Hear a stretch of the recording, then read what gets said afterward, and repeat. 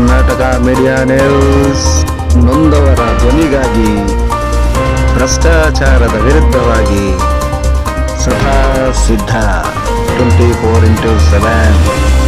ನಮಸ್ಕಾರ ಹೇಳ್ತೀರಿ. ನಮಸ್ತೆ ಬಾಲಾಜಿ. ಈಗ ಸದ್ಯಕ್ಕೆ 109 ಜಾಗದವರೆಗೂ ಇದು ಟಿವಿಕೆ ಇದೆ. ಟಿವಿಕೆ ಇವ್ರದ್ದು ವಿಜಯ್ ಅವ್ರದ್ದು. ವಿಜಯ್ ಅವ್ರದ್ದು. ಅದೀಗ ಮೆಜಾರಿಟಿಯಲ್ಲಿ ಇದೆ, ಮುಂದೆ ಇದೆ. ಅದ್ರ ಹಿಂದ್ಗಡೆ 77-78 ಜಾಗದಲ್ಲಿ ಎಡಿಎಂಕೆ ಇದೆ. ಇದು ಎಡப்பாಡಿ ಪಳನಿಸ್ವಾಮಿ ಅವ್ರದ್ದು. ಅದ್ರ ಹಿಂದ್ಗಡೆ ಡಿಎಂಕೆ ಇದೆ. 57-56 ಡಿಎಂಕೆ ಇದೆ. ಡಿಎಂಕೆನೆ ಲಾಸ್ಟ್ ಆಗ್ಬಿಟ್ಟಿದೆ ಈಗ. ಡಿಎಂಕೆನೆ ಬರುತ್ತೆ ಅಂತ ಎಲ್ಲ ಅನ್ಕೊಂಡಿದ್ರು. ಆಕ್ಚುಲಿ ಟಿವಿಕೆ 109 ಜಾಗದಲ್ಲಿ ಇದೆ ಸದ್ಯಕ್ಕೆ, 4ನೇ ಹಂತದ ಒಂದು ಇದ್ರಲ್ಲಿ ಎಣಿಕೆಯಲ್ಲಿ. ಈಗ ಇನ್ನೂ ನಡೀತಾ ಇದೆ, ಹೋಗ್ತಾ ಇದೆ ಇನ್ನು.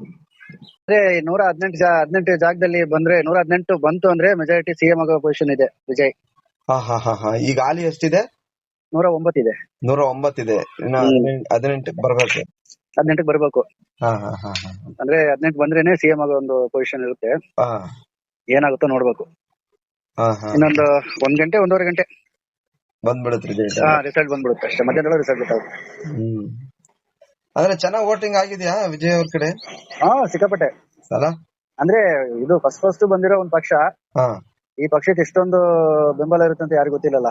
ಹೌದೌದೌದೌದು. ಜನ ಇಷ್ಟೊಂದು ಓಟ್ ಹಾಕಿರ್ತಾರೆ ಅನ್ನೋದು ನಿಜವಾಗ್ಲೂ ಇದೊಂದು ದೊಡ್ಡ ಇದು ಆಶ್ಚರ್ಯ, ದೊಡ್ಡ ಆಶ್ಚರ್ಯ ನಿಜವಾಗ್ಲೂ ಹೇಳ್ಬೇಕಂದ್ರೆ. ಯಾರು ಗೆಸ್ಸೇ ಮಾಡಿಲ್ಲ. ಏನೋ ವಿರೋಧ ಪಕ್ಷ ಕುತ್ಕೋಬಹುದು ಅಷ್ಟೇ ಅಂತ ಒಂದ್ ಲೆಕ್ಕಾಚಾರದಲ್ಲಿ ಇದ್ರು. ಈಗ ಸಿಎಂ ಆಗೋ ಪೊಸಿಷನ್ ಇದೆ ಅಂತಂದ್ರೆ ದೊಡ್ಡ ವಿಷಯ ಅಲ್ಲ. ಹೌದೌದು.